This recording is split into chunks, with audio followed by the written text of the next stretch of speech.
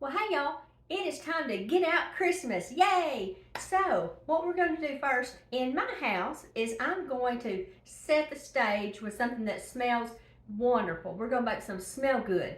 Now, this is a recipe that my mother had wrote down, and we've used this forever, and do not drink this. This is not for consumption, but it's called Clarence Moody's Christmas Odor Punch.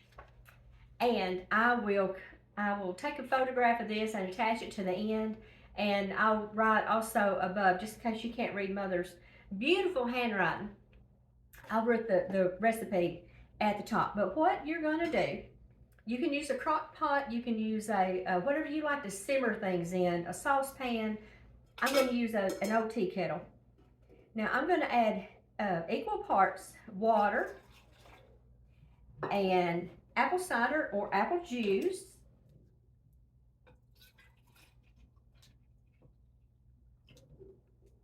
And I'm gonna put that over there because you know I will spill that bigger than anything. But Clarence Moody was a businessman that had a store in Memphis, and he was famous around Christmas time for having treats and goodies, and he always had some smell good on in the shop. And our memories are just all attached to smells and taste and sights. But to this, with the help of my lovely assistant, I've got some cinnamon, some ginger, ground nutmeg, allspice, whole cloves, and pickling spice. And I'm just gonna eyeball this, y'all. I'm not gonna, you can eyeball it. So I'm just gonna put some cinnamon. Now, whenever I go through my spices, if some of them are just too old to use, if they're these, I save them because I love to make this. Now, the recipe calls for whole ginger. Didn't have any, so I'm using some ginger, dry spice, and some ground nutmeg. Put that in there. And some allspice. And some whole cloves. I think the recipe calls for 16.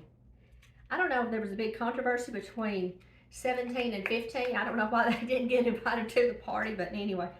And pickling spice. Do not, when you open this pickling spice, y'all, do not smell of it. Trust me, you do not want to just get you a big old snort of it. It will set your socks on fire. It sure will. Now that you stir this around, stir this up, put it on the back of your stove. Don't even stand close to it. Y'all need gas masks. Put it on the back of your stove and set it to simmer. Now check it periodically to make sure that you have not run out of water. And you can keep adding to this. If you think it needs a little bit more of this, I think I need to drink water. This or that, add that to it. But anyway, y'all, this is an all-natural smell good for your house. Now, they make some wonderful candles, wood wick. I think this is called Fraser Fire. I haven't burned it in years because I've gotten where I'm allergic to chemicals. But they do make some wonderful candles.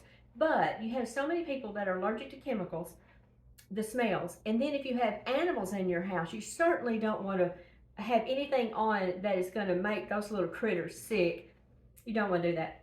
But, you know, we always have our smell goods going, and we got our music, and I got my old Brenda Lee album out and my Elvis album.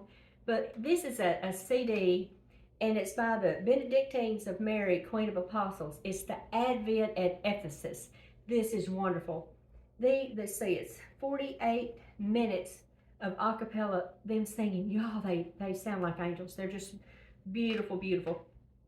So you got your smells, you got your sounds, and you got your memories of the little things that your kids made, and little Christmas ornament my piano teacher made for me, Miss Billy Underwood, when I was in the 3rd grade. But anyway, there we go. So whip you up some of this, and do not drink it, and don't let anybody else drink it either. There's nothing in here that'll hurt you. It's just not going to taste very good. But anyway, there we go. I'm going to go put this on the stove, and I hope that when you're getting out your Christmas, you remember the reason for the season. And I'll see you next time, and we'll do something fun. So, bye, y'all.